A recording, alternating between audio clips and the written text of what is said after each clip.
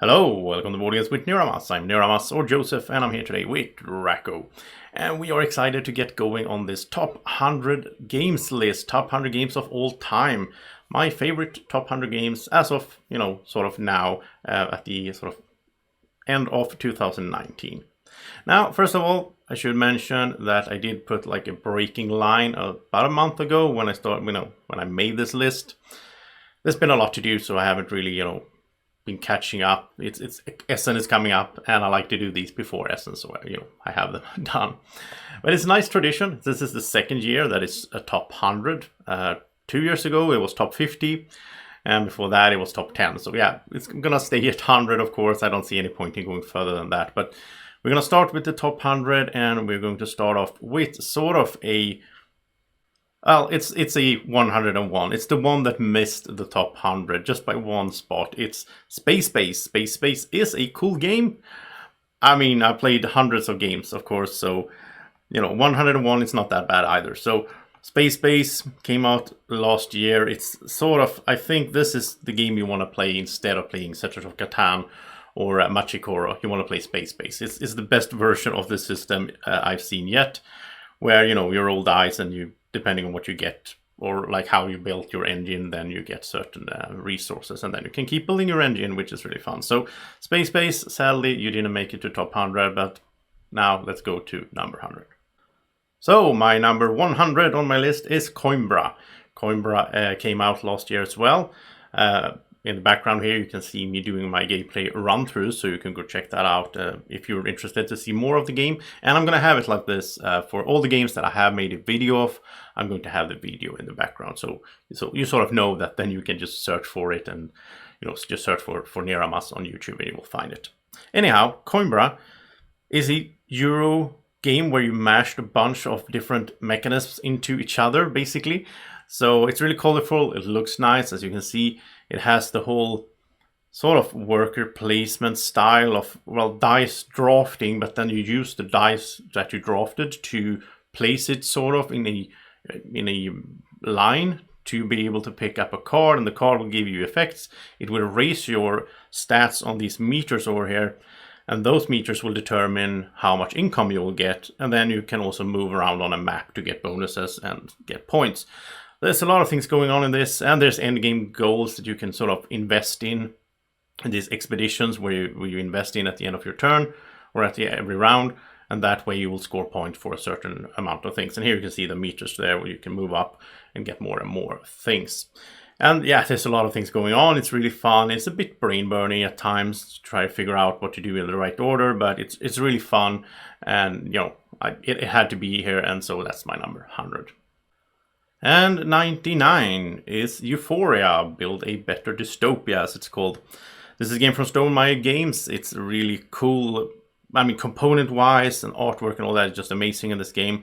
And I really like it's worker placement with dice, but these workers are, the higher the number on the die, the stronger the worker. But there's also an issue with having too strong of workers, because they get too smart and they realize that they were in a dystopia. They want to run away and stop working for you. So you have to keep them sort of dumb and working.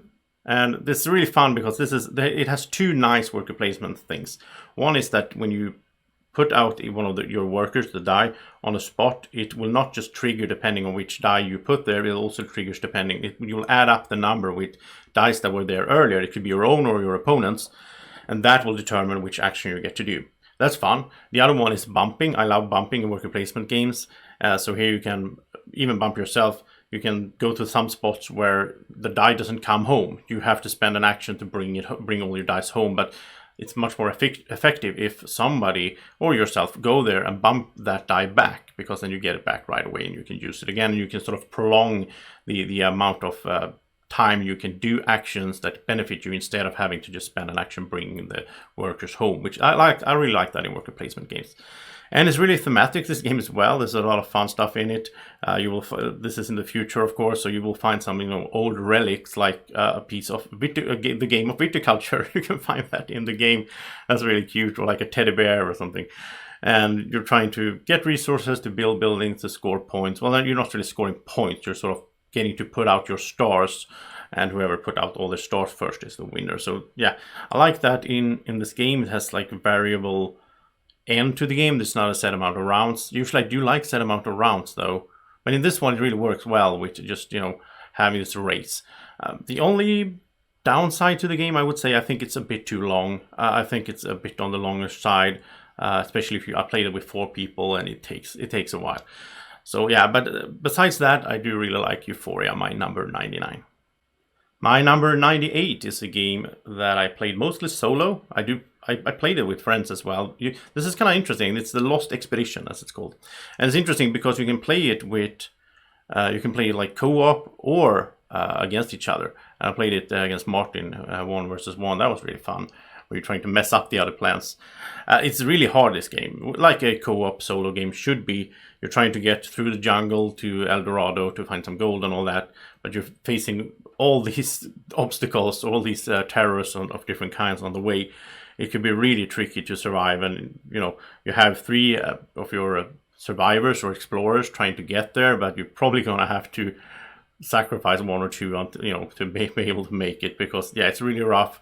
At certain points you get, you know, the possibility to move ahead on this card, the cards out here, in order to get to the end.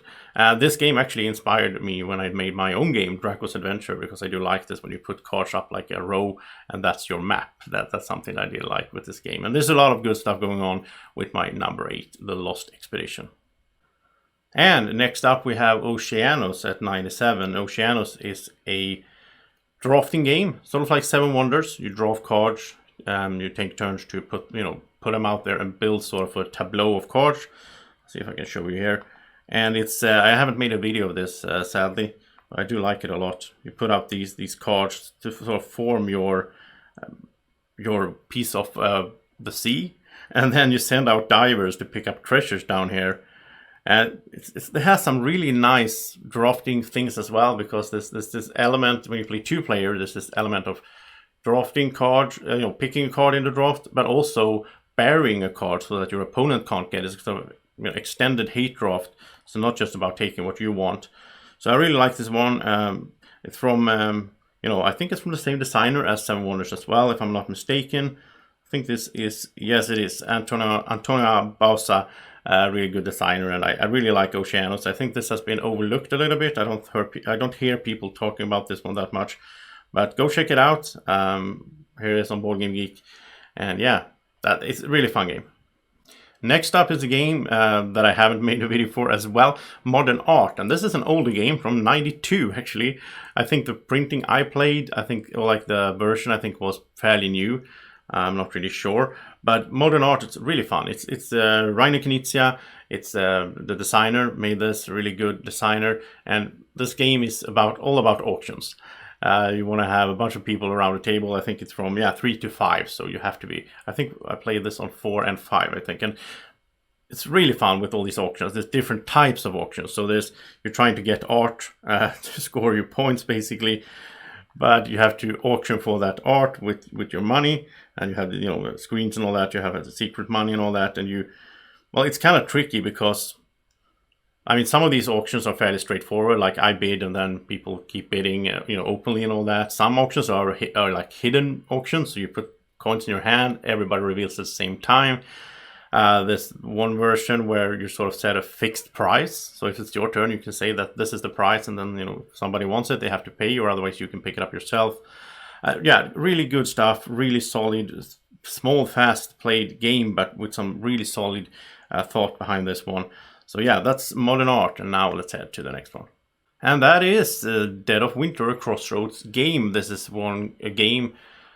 It was really high for me, high up on my list, basically, or like in my mind for a few years ago when it came out. I really enjoyed it a lot. I played it a bunch with friends back then. I had another game group then. We played it a lot. I love being the traitor because it's a co-op game. It's sort of like The Walking Dead, basically, where you're trying to survive the zombie apocalypse, and then one of you might be a traitor. And I think that's really fun. I think that's like my favorite part of this game is the whole traitor aspect. And I like the theme a lot. I mean, the apocalyptic is survival of the zombies, but it's not just the zombies that's the issue. It's actually people. There's been expansions released for this, so there's like one expansion where you actually have like double boards and you have 2 colonies and they can go to war with each other and all that. I haven't tried that because that would be like 8 people and a full day of gaming. It's hard for me to fit that in, sadly, but I would like to try it at some point. Sounds awesome. So Dead of Winter is a really fun. It's this Crossroads game. It's like a system where when your neighbor takes its turn, then you draw a Crossroads card, and depending on if your neighbor does something during their turn that it says on the card, then something will happen, something will trigger. So it's really interesting how that could happen. And I remember playing this with my nephew and so on, and some friends. And on my turn, I did something and I yawned. And he was like, okay, so this triggers. And I thought he was joking. But it actually, one of the cards says that if the player yawns on their turn, then whatever, then it's obviously he's sleepy. So he had to go to sleep and lost his action or something like that. It was really cool anyway. So Dead of Winter, Crossroads games, I can really recommend this one. Now let's head to the next one. So, Ghost Stories. Ghost Stories is also a sort of older game, but for me, it's I think I bought it last year and just started playing it. It's a co-op game or a solo game. I played it solo here in the live stream earlier this year, so you can go check that out. Me and Draco basically, or yeah, I'll pretty much solo try to survive. It's really hard. It's like a tower defense. You have your characters trying to defend against all these nasty ghosts and monsters coming, and trying to invade the village. And yeah, I haven't I don't think I won it yet. Yeah, I think I won it 1 time or something like that in like 5 tries. So it's a really tough one, but a really fun one. The only downside perhaps is that you roll dice to resolve the combat. I would have loved to see another system, but I should also mention that in just a week here at Essen Spiel, there's a new version being released called Last Bastion. So check that out. It's from Repo's production. Really cool. Just getting a medieval fantasy version of this one. They changed up a few things, made it a bit more smooth from what I understand, but overall it's the same kind of tower defensive game, which I really like. So I look forward to that one. So yeah, Ghost Stories, really good game, and I think I definitely want to play Last Bastion a lot up ahead here. Next up, we have something special, T.I.M.E Stories. T.I.M.E Stories is a really unique game in many ways. There's been some games coming after this that try to do sort of the same things, but it's a board game where it's a co-op game. You work together and you're time traveling, basically, in the mind at least, going to solve sort of different issues in the timeline. And it's really special because I'm not really showing that much here because it's it's really spoilerish since it's like a campaign game. So this is my spoiler-free run-through where I just do some examples and explain how the game works. So you have these cards that you look at when you get to a place, you talk to some people, or you look at a painting or whatever, and then you read it for yourself, and you get some information perhaps. It could be bogus, but you get some information, and then you share it with your friends. You're just like telling them, okay, so I see this and this on the painting, which is really cool because it's really a game with the players more than the actual components. So I really like that. And then, well, once again, sadly, you roll dice to resolve the combat and the tests, and sometimes you can, it can be really swingy because of that. And in this kind of an adventure game where you want to experience the game more than to actually, it's not about points. Then I don't really like when it could be that swing and you might lose. You have to go back and redo the whole thing because you had a bad roll. So that's why it's not higher on my list, but I really do like it anyway. And there's a lot of expansions for this. I think they're done now. They've done like, 8 or something, sort of modules basically that you buy a little expansion and you play that adventure, but you use the same base components. So that's a really smart system as well.